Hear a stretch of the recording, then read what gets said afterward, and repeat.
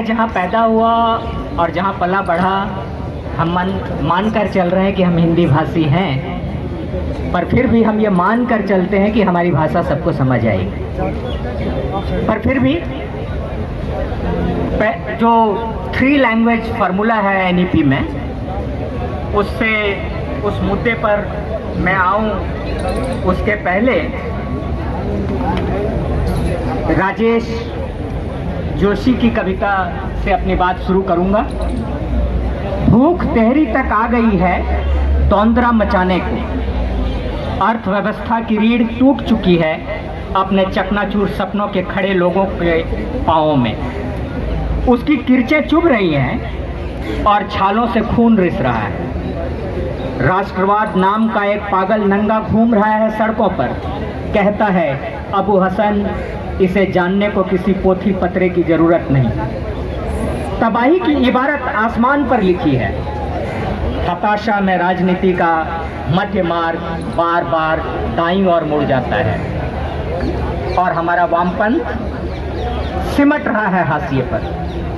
न्यायपालिका ऊपर से आदेश का इंतजार कर रही है और किसी नरसिंह अवतार के प्रकट हुए बिना ही चौथा खंभा फट कर गिर चुका है। बैंक बिक गए, रेल बिक गई, हवाई जहाज की बोली लग रही है। सुनो, कहता है अबू हसन, फौजें दिखें न दिखें, फौजी बूटों की आवाज़ आ रही है। आपको तो फौजी दिख भी रहे होंगे वैसे।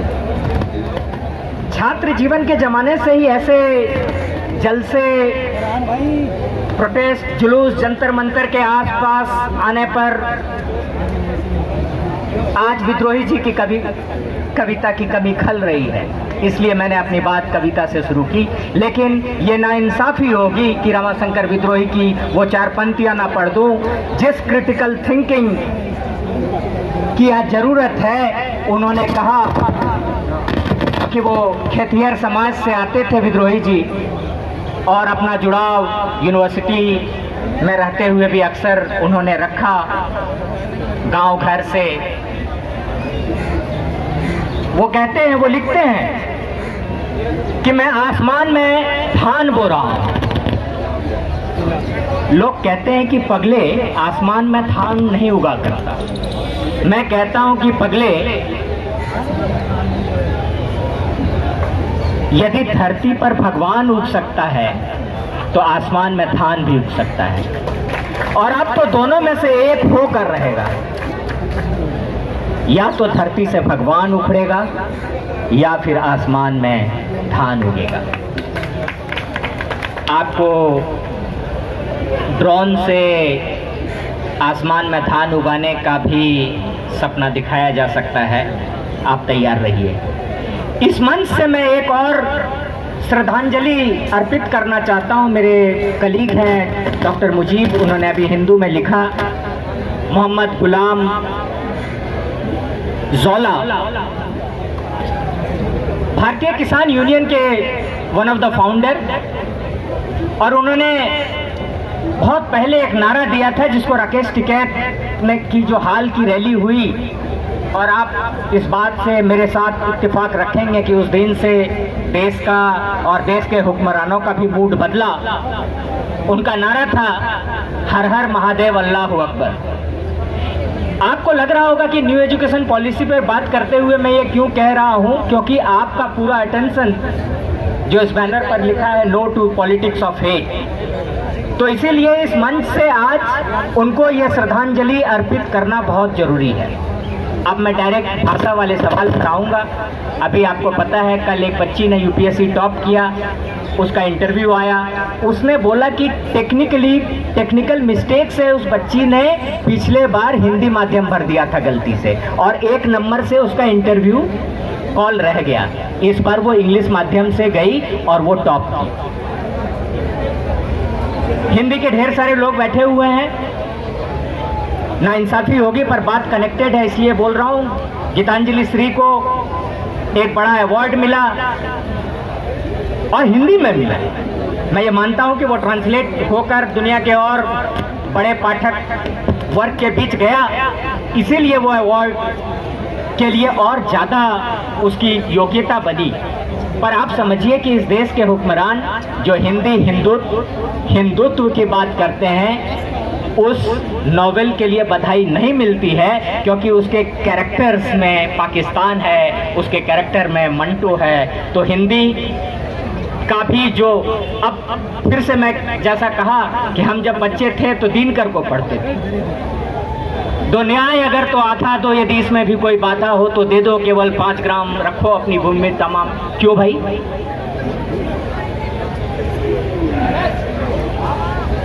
तो न्याय अगर तो आता दो। और यही हिंदी दिनकर कहते हैं और मुक्ति बोध कहते हैं कि बराबरी का हक, बराबरी का दावा, नहीं तो बस मुठभेड़ और धावा।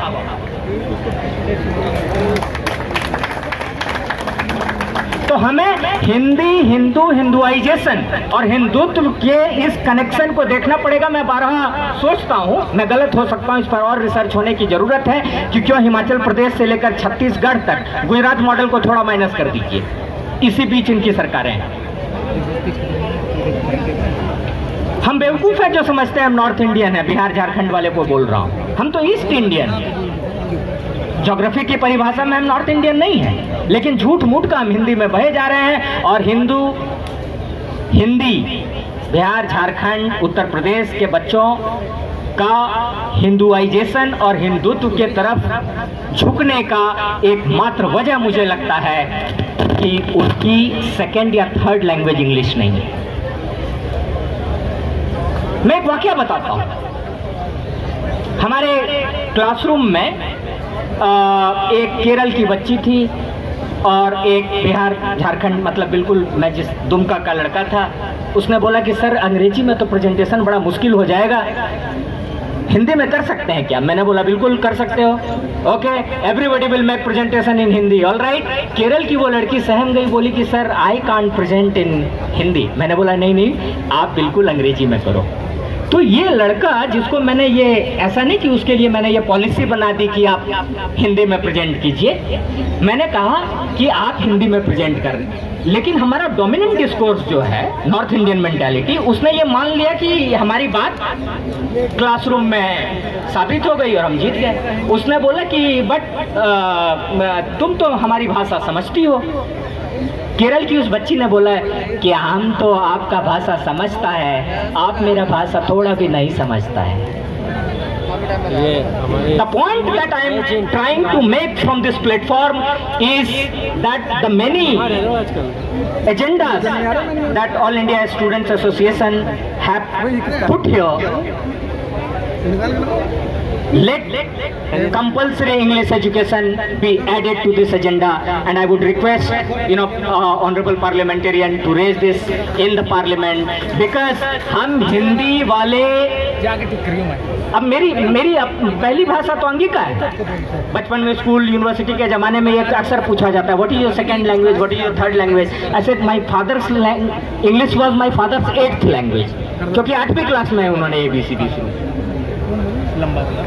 अब सवाल ये है कि न्यू एजुकेशन पॉलिसी का न्यू लिबरलिज्म से क्या कनेक्शन है। ये मैं 2-3 मिनट में अपनी बात खत्म करूंगा, और ये जरूरी है क्योंकि JNU के ढेर सारे छात्र हैं। हम जब स्टूडेंट थे तो इतने मजबूत प्रधानमंत्री नहीं थे, लेकिन प्रधानमंत्री थे डॉक्टर मनमोहन सिंह। उनको हम लोगों ने काला झंडा दिखाया था, और डर तब भी नहीं लगा था, अब भी नहीं लगता है। मैं अक्सर बड़े पैरेलल सिनेमा का एग्जाम्पल नहीं देता हूँ, मैं मेन स्ट्रीम सिनेमा का भी एग्जाम्पल देता हूँ। प्रियंका चोपड़ा लीड एक्ट्रेस हैं, फिल्म का नाम है मैरी कॉम। उसका एक बड़ा खूबसूरत डायलॉग है, मुझे बहुत पसंद है। वो अपने कोच को बोलती है, सर इतना भी मत डराइए ना कि डर ही खत्म हो जाए। तो इस दौर में जो माहौल है जिसमें आप प्रधानमंत्री को आंखों में आंखें डालकर उससे सवाल पूछ सकते हैं, वो प्रधानमंत्री भी जब शाम तक JNU में बड़ा दहशत का माहौल था, वर्दी वाले ऐसे ही घूम रहे थे, हमें लग रहा था कि पता नहीं किसके साथ क्या होगा। अगले दिन PMO ने एक डिसीजन लिया that no strict action be taken against any student of that university. Dipankar ji हैं, इकोनॉमिक्स के छात्र हैं। इसी वो प्रधानमंत्री को काला झंडा दिखाने वाले मुद्दे से ही जुड़ा हुआ एक वाकया के साथ अपनी बात खत्म करूंगा। जामिया में लोग पूछ रहे थे कि साहब साहब एनईपी तो लागू हो गया, क्यों जा रहे हैं?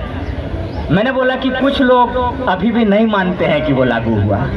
And this reminds me of an incident at the same day when we had shown black flags to the then prime minister. We had a professor called Professor, we still have Professor प्रभात पटनायक, दीपांकर जी जानते हैं, उनको भी हमने public meeting में बुलाया। उन्होंने बोला कि you know when I met the Vice President of the World Bank in Washington DC, what did he say? Professor Patnaik, the entire South Asia has accepted this new liberal economic policy except for a small group of people at the foothills of Aravalli called JNU. And this makes a difference. This only I'm not trying to sort of मैं उस hierarchy के बिल्कुल खिलाफ हूँ। मैं नहीं मानता हूँ कि जेएनयू बहुत महान जगह है, पर वो विचार जो मुझे दिनकर से मुक्तिबोध तक लाता है, उस एल्यूमिनाई को लाल सलाम। आयशा को इसलिए भी लाल सलाम कि आपने रतनलाल को जब गिरफ्तार किया गया तो आपने बड़ी मुस्तैदी से वो लड़ाई लड़ी। और इसके साथ मैं अपनी बात फिर से खत्म करता हूँ। जय भीम, लाल सलाम, शुक्रिया। Press the bell icon on the YouTube app and never miss another update.